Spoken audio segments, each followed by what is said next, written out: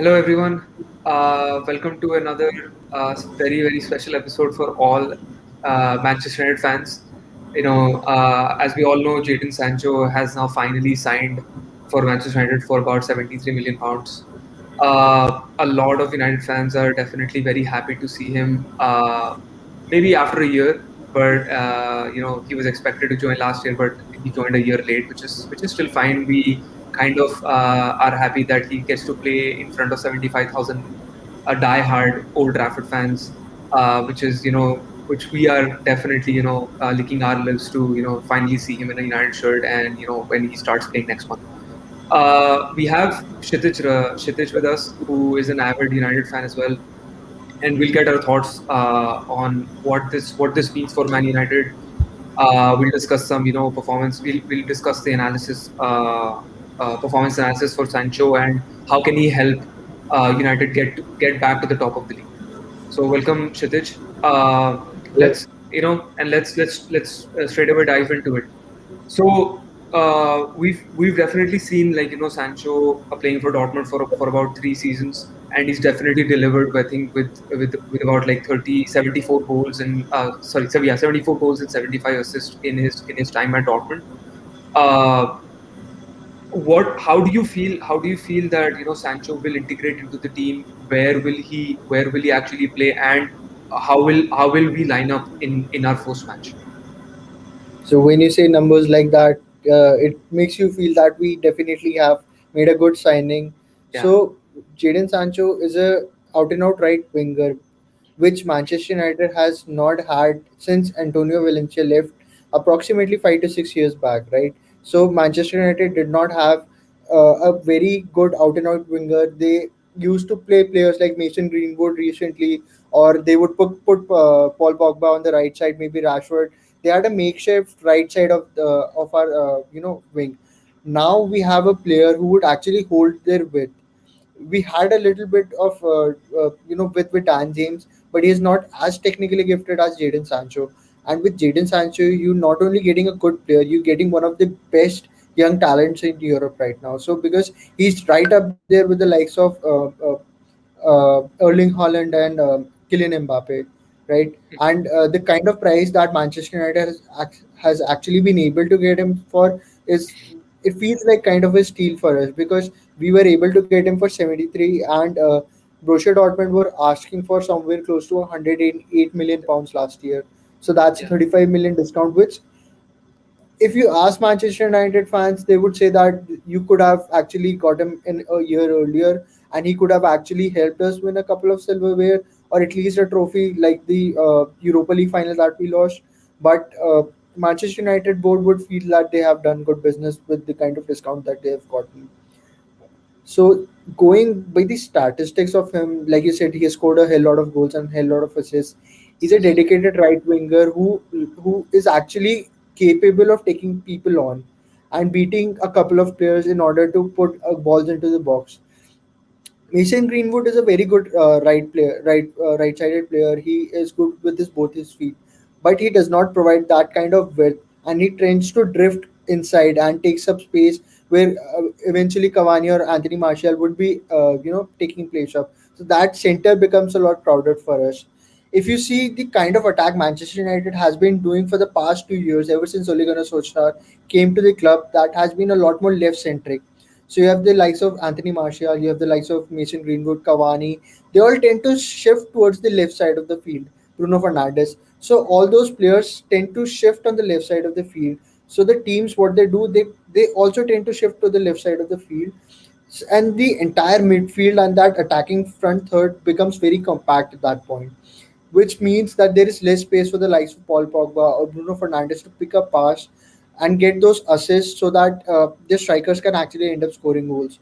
With Jadon Sancho, what you do is, okay, if your entire backline is moving a little bit to the left side to cope with the kind of left-sided attack that Manchester United have, okay, now you need to cover Jadon Sancho, because there is a player who's actually holding its width and who would actually make sure that he runs to the byline and crosses that ball in, and he's actually very good at it. and he has Aaron Van Bissaka on his back, so he knows that even if he manages to lose the ball, or even if he like makes a silly mistake, he has very good covering on his back. So that will give him a lot more confidence. And I'm very excited to see what that partnership sorts of builds up to, because that is not only a Manchester United partnership; it's also an English partnership, right? So Yeah. I'm very excited to see both our flanks, because we do have a lot more talented players now. Yeah, I mean, I'm not going to bring up the prospect of probably winning the title, or as our other pundits say it's coming home. I don't know if we should Mhm. say that, we should start saying that, but definitely there is a definite talk going around that it might be the year that we might it the title might come back to the Mhm. uh, might come back to Old Trafford, right? So now that we have Sancho as our dedicated right winger, the thing that I'm seeing is that the person that I'm seeing like will have the most a problem adjusting into the lineup will be Anthony Martial. I feel, because I feel Mhm. like Rashford can play as a striker, Sancho can play on either of the sides, he can play Yes. in the midfield as well. Mhm. We have obviously Paul Pogba and Bruno in the midfield as well, and then we have obviously, I think we have already signed an extension for Edison Cavani. Mason Yes. Greenwood right now plays as a winger, but he is actually an outright striker as well. So he's Yes. probably getting that experience in Mhm. the in under Cavani, right? So how do you see us lining up in the first match of the season? Leeds, Leeds Yeah, United at Old yeah, Trafford. That's gonna be one hell of a game. So what I see, you are absolutely right, right? With the arrival of Jadon Sancho, one of the players who would be at most risk because of the kind of season he has already had with Manchester United last season, which was a very abysmal season for him. It's going to be Anthony Martial, and given the kind of talent with which he came to Manchester United, I would be very disappointed if we actually end up selling him or letting him go. But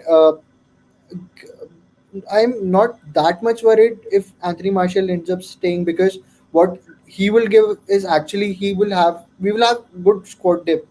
So if you look at Manchester City, the reason they were actually able to pull that title with given the position they were in, because they had very amazing squad depth, right? They have they have Mahrez, they have De Bruyne, they have a whole lot of players, right? So with Anthony Martial, so Rashford has is looking to get his shoulder surgery, right? He is actually planning to get his shoulder operated on. So if that happens, he would be out for at least 2 to 3 months, and that is the time when Anthony Martial can actually fill that position and take that position up very well and score a lot more goals. So I don't feel it that way. But if we are looking at the lineups, which I want actually Manchester United to go with, I would go Dean Henderson at goal. The fullbacks would be Luke Shaw and Aaron Wan-Bissaka. Uh, we have a lot of defenders that we are linked with, but I'm going with Maguire and Lindelof as our center partnership, because they have been playing pretty well for us for the past couple of seasons. In midfield, I would go with Scott McTominay and Paul Pogba as a double pivot.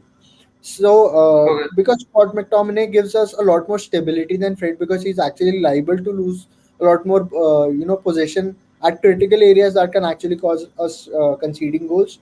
So, I'll go with Paul Pogba and Scott McTominay as our holding midfielders. The right wing, you go with Jadon Sancho, a Oh new no, yeah, star yeah. signing. Mhm. Midfield would be Bruno Fernandes. That is a given. That is 100%. On the right, you can go with Marcus Rashford, because he's the best left-sided player that we have at the moment.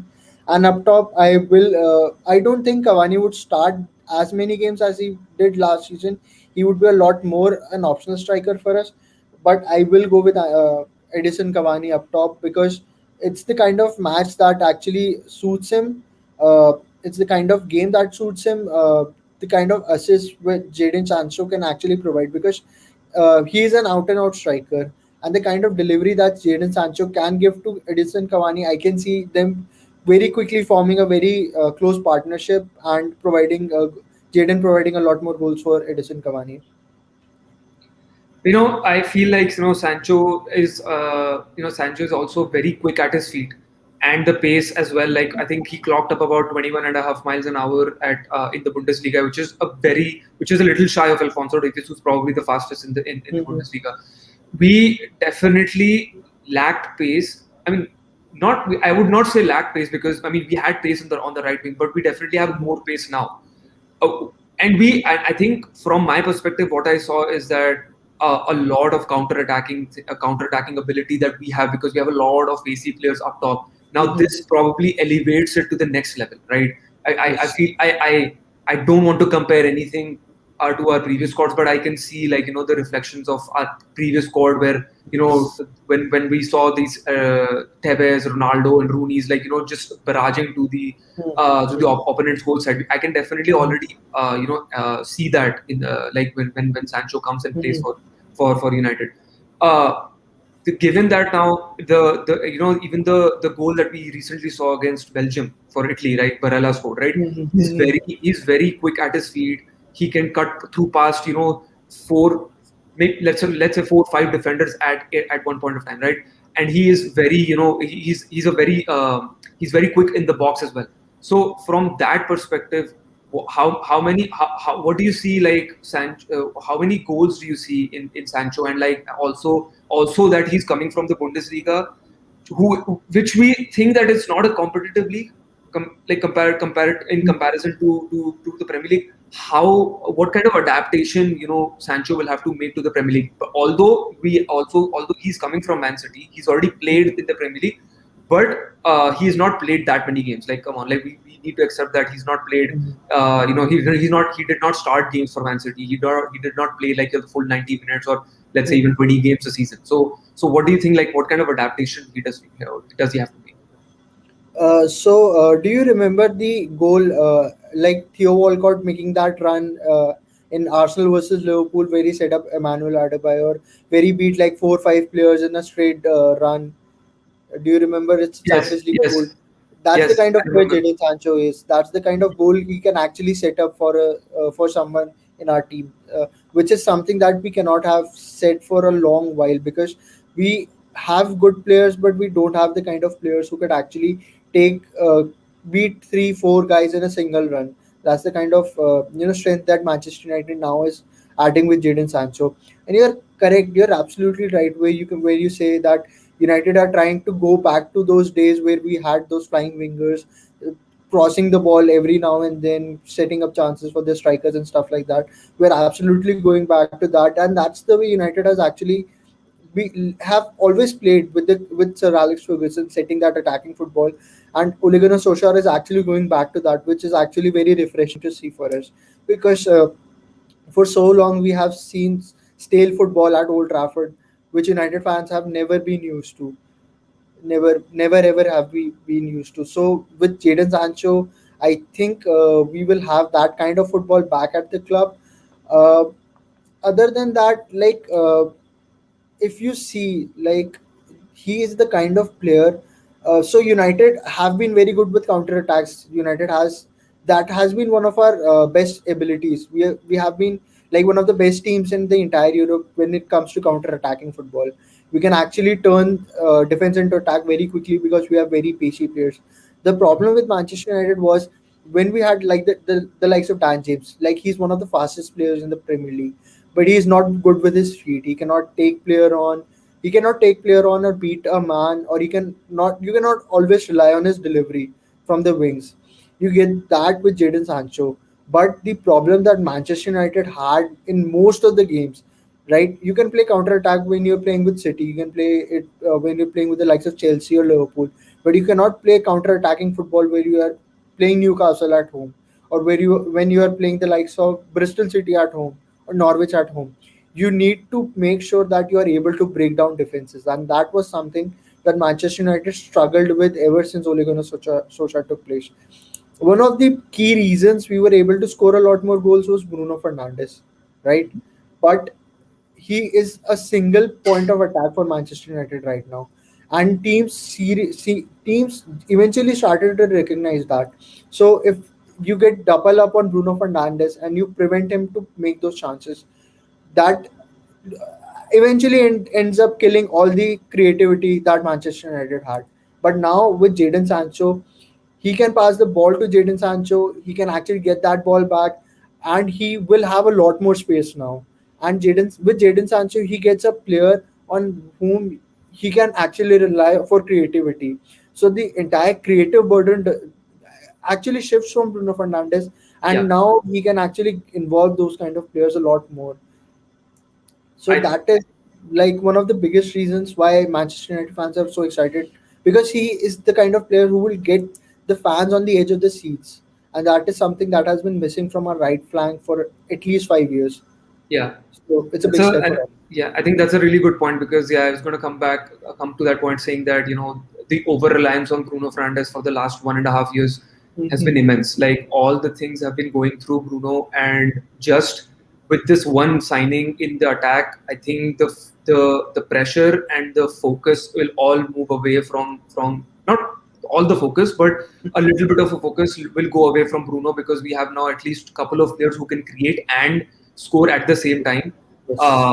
for the United attack, right? So that's a big plus for us because we we were unbeaten away from the in From home. the Yes. away from home, yeah. But I don't see that continuing now that the away fans will be back. That's definitely not going to be something that's United will probably keep up.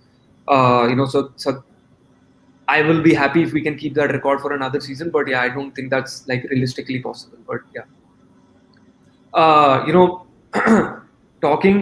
let's just talk a little bit more about Man United. So we talked about Sancho, who's already been signed. Mm-hmm. Now that if we need to go for a title run next season, let's even say not even winning, but let's be very honest and say we go close and lose by like a couple of points, 3 points, 4 points. Mm-hmm. What additional signings do we think that do you think that we need in terms of this transfer window? And I do would like to also bring up a point where this signing, yes, it took, obviously it's been delayed by a year, but definitely this is the earliest signing that I've seen in the recent years, and I feel that's because of the technical and the sporting director that Yes. has joined our club, and definitely you could see the advantages of that.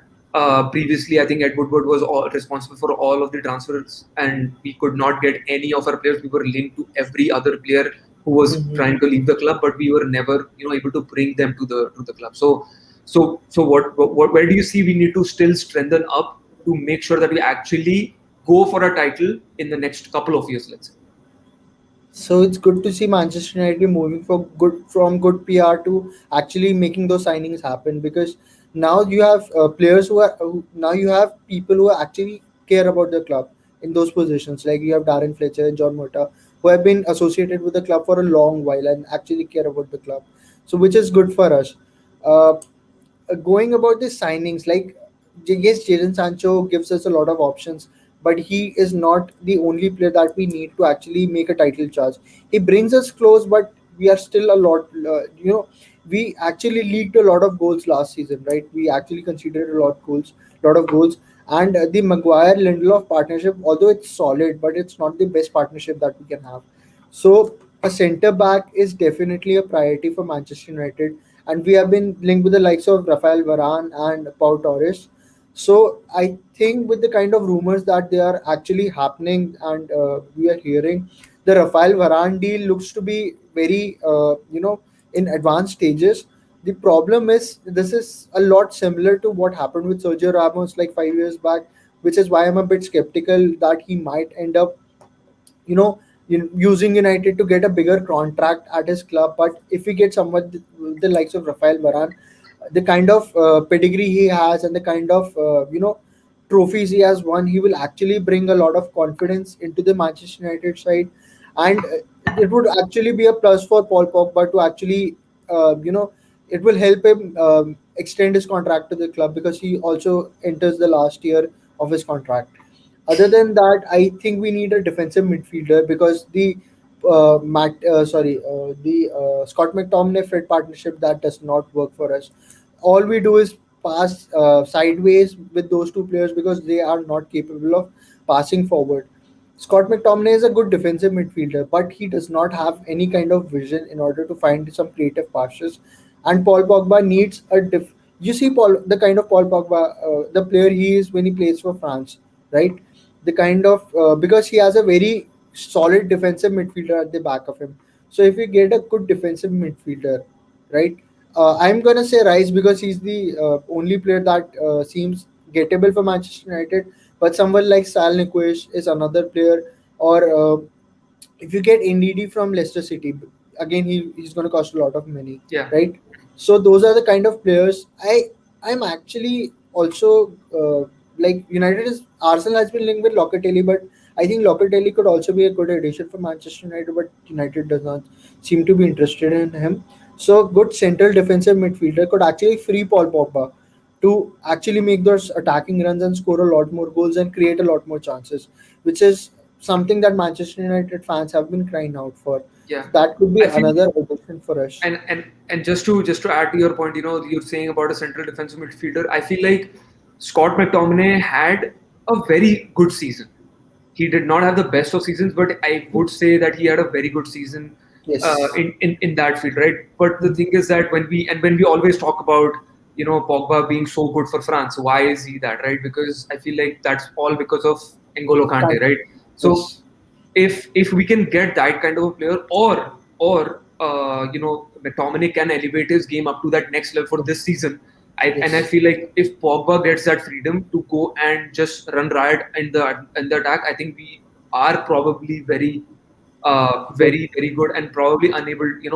Teams will be unable to stop us. I feel Yes. that because Yes. when Pogba is at his own brilliance, and he already showed us in that previous season. I think it was in that stretch of like about 5 to 10 games.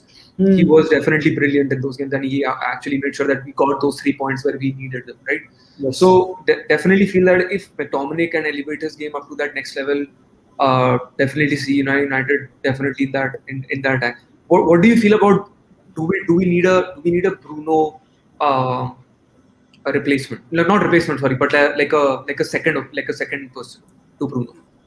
A lot of people have been writing Donny van der Beek off. I think this is going to be a good season for Donny van der Beek because first season in the Premier League for any player is tough, Mhm. especially coming from the league likes of Ajax, where the competition is not that great, or like they have a very easier run to actually win those titles.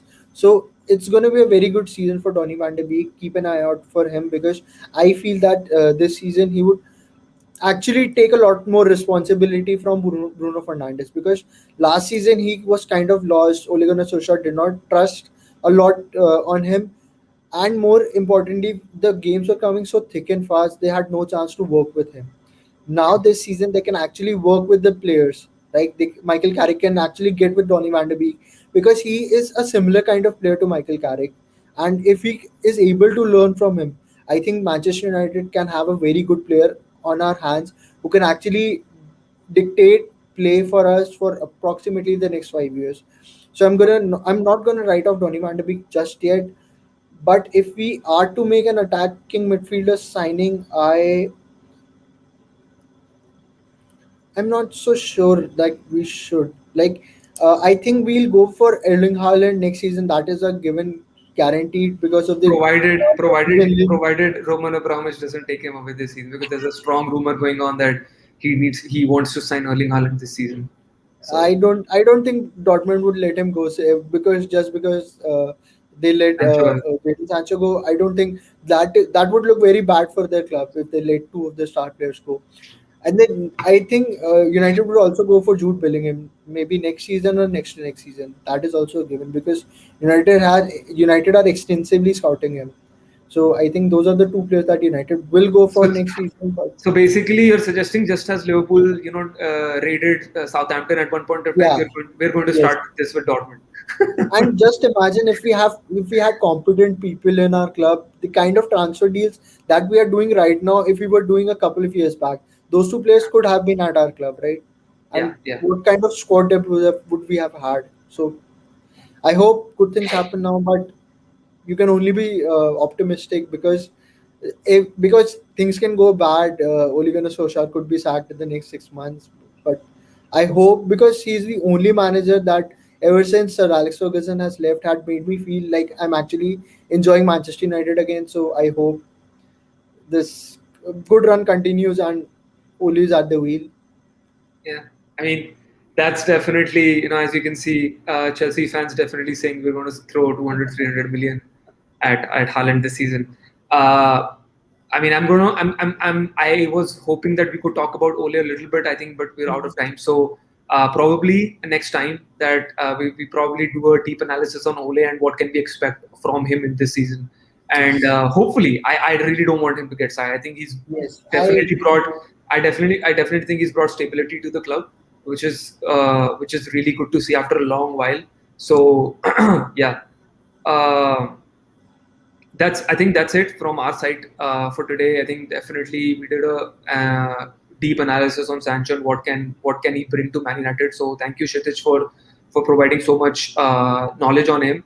And what do you think from your perspective as to what can he bring from Man United? So do not forget to like, share, and subscribe to our channel. Definitely throw some like buttons to our on our video. Definitely helps with the YouTube algorithm. And stay tuned for more awesome content at Football Pundits podcast. We're going to bring up we're probably launching a new season as soon as the Euros end. So definitely stay tuned for some more really good topics like these in the coming weeks. Thank you all for joining, and good night.